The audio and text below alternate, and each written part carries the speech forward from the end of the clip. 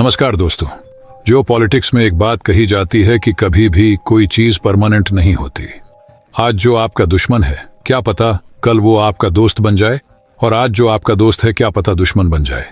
अब देखिए, बांग्लादेश के अंदर जो भी कुछ अभी हाल ही में हुआ है, इसको देखकर लगता है कि भारत के पास कोई बहुत ऑप्शंस नहीं बचे हैं, क्योंकि यहाँ पर शेख हसीना, जो अभी तक भारत की one of the most reliable ally थी, अब उसको बांग्लादेश के कट्टरपंथियों ने उनके साथ ऐसा किया कि उसको देश छोड़कर भागना पड़ा। शेख हसीना ने अमेरिका, इंग्लैंड और कई यूरोपीय देशों से शरण मांगा था, लेकिन किसी भी देश ने उसको शरण नहीं दी।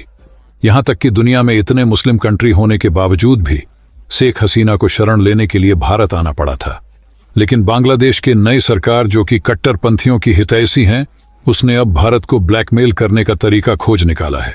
क्या है पूरा मामला जानेंगे इस वीडियो में, लेकिन उससे पहले कमेंट में बांग्लादेश लिखकर वीडियो को लाइक और चैनल को सब्सक्राइब कर लें।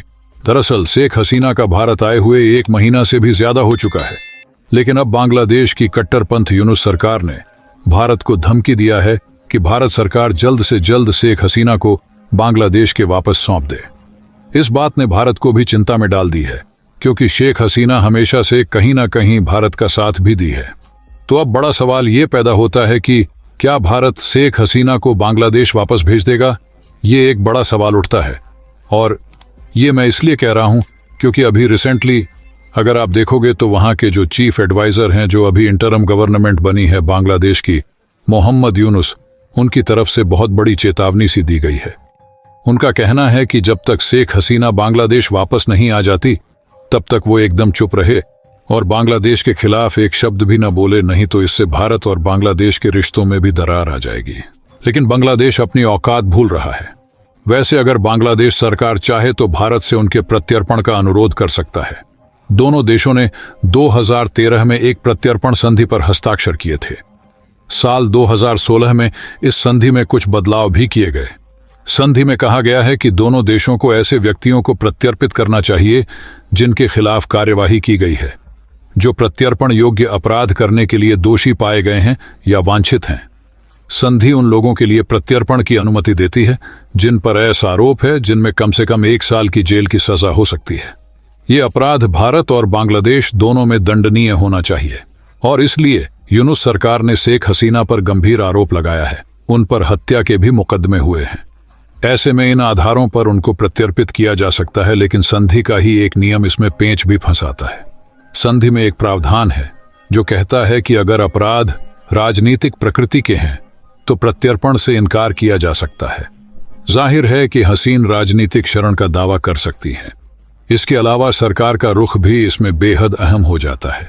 अगर भारत चाहे तो शेख हसीना को बचा भी सकता है, लेकिन इसके लिए भारत सरकार को बांग्लादेश के बनने वाले नए सरकार से अपने रिश्ते खराब करने होंगे।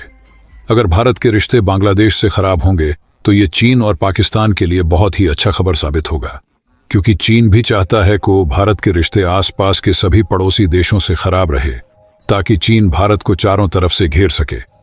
बहुत से लोगों का तो यहां तक कहना है कि अमेरिका बांग्लादेश में सत्ता पलट के बहाने कई ऐसे देशों को जो अमेरिका के इशारों पर नहीं चल रहा, उसको ये दिखाने की कोशिश कर रहा है कि अमेरिका के इशारों पर जो नहीं चलेगा उसका यही हश्र होगा।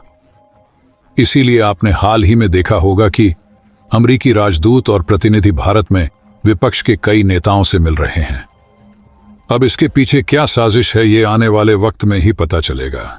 लेकिन अगर हम भारत के शेख हसीना को वापस बांग्लादेश भेजने की बात करें तो भारत सोच समझकर उठाएगा कदम। संधि के अनुच्छेद 7 में कहा गया है कि प्रत्यर्पण के अनुरोध को सामने वाले देश अस्वीकार कर सकता है। शेख हसीना को वापस बांग्लादेश भेजने के मुद्दे पर भारत की ओर से सार्वजनिक रूप से कोई टिप्पणी नहीं की गई है। विदेश मंत्रालय के प्रवक्ता रणधीर जायसवाल ने इस संबंध में एक सवाल के जवाब में कहा था कि यह मुद्दा अभी काल्पनिक दायरे में है। विशेषज्ञों का मानना है कि भारत कोई भी कदम उठाने से पहले अपने हितों को ध्यान में रखेगा। संधि की कानूनी बातें मायने नहीं रखती। एक्सपर्ट का मानना है कि बांग्लादेश में अभी अंतरिम सरकार है। इसके बयानों से भारत को बहुत परेशानी नहीं होनी चाहिए।